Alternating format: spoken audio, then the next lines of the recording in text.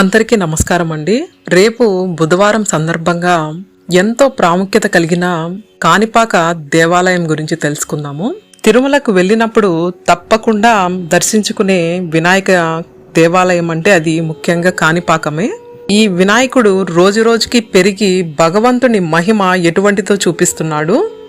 అటువంటి ఎంతో మహోన్నతమైన మహిమగల శ్రీ వరసిద్ధి కాణిపాక వినాయకుడు గురించి ఈరోజు తెలుసుకుందాము.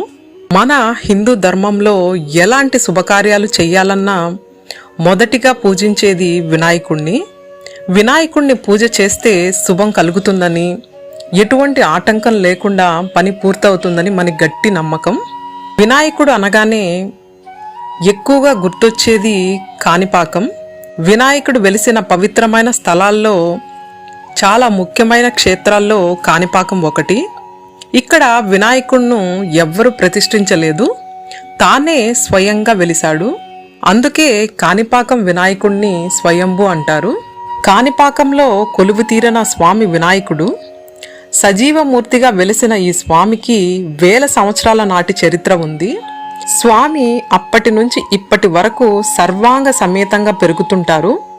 ఈ విషయానికి ఎన్నో నిదర్శనాలున్నాయి. స్వామివారికి 50 సంవత్సరాల క్రితం వెండి కవచం ప్రస్తుతం సరిపోవటం లేదని చెబుతారు. భక్తులను బ్రోచే స్వామిని వరసిద్ధ వినాయకునిగా భక్తులు వ్యవహరిస్తారు. స్వామివారి విగ్రహం నీటిలో కొద్దిగా మునిగి ఉంటుంది. ఎంత త్రవ్వినా స్వామివారి తుది మాత్రం కనుగొనలేకపోయారు. స్వామివారికి నిత్యం అష్టోత్తర పూజలతో పాటు పండుగ పర్వదినాలలో ప్రత్యేక పూజలు నిర్వహిస్తారు. వినాయక చవితికి ఉత్సవాలను ఘనంగా నిర్వహిస్తారు.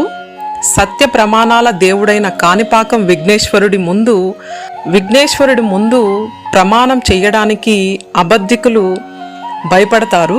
కాణిపాకంలో ప్రమాణం చేస్తారా అంటూ సవాల్ విసురుతారు. దాన్ని బట్టి మనకు అర్థమవుతుంది దేవుడు అక్కడ ఎంత సత్యంగా ఉన్నారు అని.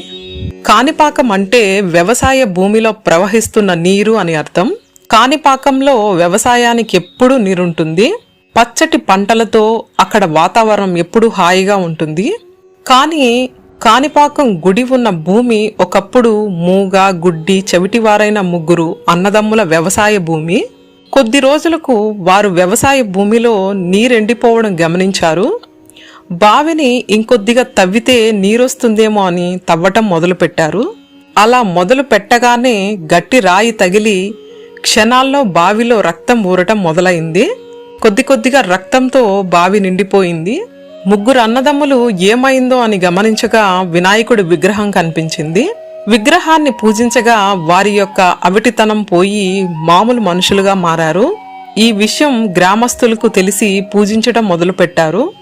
అలా భక్తులు కొట్టిన కొబ్బరికాయల నీరు కాణిపరకమంతా విస్తీర్ణం పాకింది. దానితో ఆ స్థలానికి కాణిపరకం అనే తమిళ పేరొచ్చింది. అదే వాడుకలోకి వచ్చేటప్పటికి కాణిపాకంగా మారింది. ఈ ఆలయాన్ని 11వ శతాబ్దంలో చోళరాజులు నిర్మించారు. రోజు రోజుకి పరిమాణం పెరగటం కాణిపాక విగ్రహ ప్రత్యేకత. ఇప్పటికీ విగ్రహం బయటపడిన బావిలోనే ఉంది. మరో చెప్పుకోదగ్గ విశేషం ఏమిటంటే ఈ బావి నీరు ఎప్పటికీ ఎండిపోదు. అందుకే ఈ బావి నీటినే పరమ పవిత్రంగా భావించి భక్తులకు తీర్థంగా ఇస్తారు.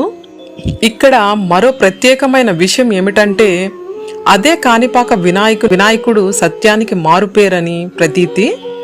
ఈ చుట్టుపక్కల గ్రామాల్లో ఇప్పటికీ ఏదైనా సమస్యలు వచ్చినప్పుడు తప్పు చేసిన వ్యక్తిని ఆలయం ముందున్న నీటిలో స్నానం చేయిస్తే తప్పు ఒప్పుకుంటారని ప్రసిద్ధి. అలా చెయ్యకుంటే వినాయకుడు వారిని శిక్షిస్తారని అక్కడ ప్రజల నమ్మకం. ఈ కాణిపాక ఆలయ ప్రాంగణంలోనే ఒక బావి కూడా ఉంది. దానిలో స్వామివారి వాహనం ఎలుక ఉంది.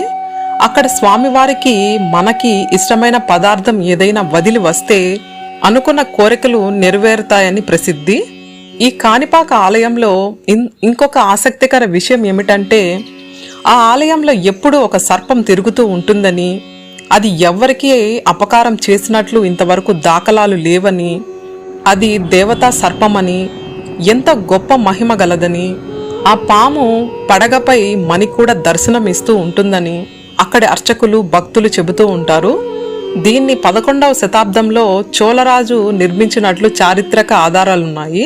ఈ వరసిద్ధి వినాయకుని ఆలయానికి తూర్పుగా ఈశాన్య దిశలో శ్రీ వరదరాజ స్వామి వారి ఆలయం ఉంది.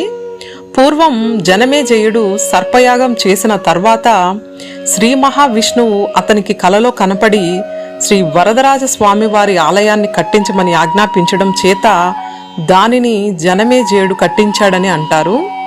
ఇక్కడ చేసిన ప్రమాణాలకు బ్రిటిష్ కాలంలో న్యాయస్థానాల్లో కూడా ప్రామాణికంగా తీసుకునేవారని, స్వయంభూ శ్రీ వరసిద్ధి వినాయక స్వామి గుడికి వాయువ్య దశగా ఉన్న మణికంఠేశ్వర స్వామి ఆలయం ప్రధాన ఆలయానికి అనుబంధ ఆలయం. బ్రహ్మహత్య పాతక నిర్వృత్తి కోసం శివుడు ఆజ్ఞ మేరకు ఈ ఆలయం నిర్మించారని ప్రసిద్ధి చెందింది. ఎన్నో ప్రత్యేకతలు, ఎన్నో ఆసక్తికరమైన విషయాలు ఉన్న ఈ వరసిద్ధి వినాయక ఆలయం, ఈ కాణిపాక ఆలయాన్ని దర్శనం చేసుకోవడానికి ప్రయత్నిద్దామండి. ఓం గం గణేశాయ నమః.